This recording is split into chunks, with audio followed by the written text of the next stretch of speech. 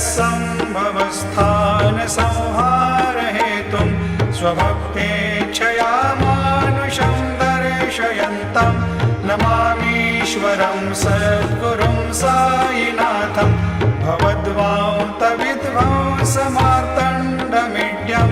मनोवागतीतं मुनिर्ध्यानगम्यं जगद्व्यापकं निर्मलं निर्गुणत्वां नमामीश्वरं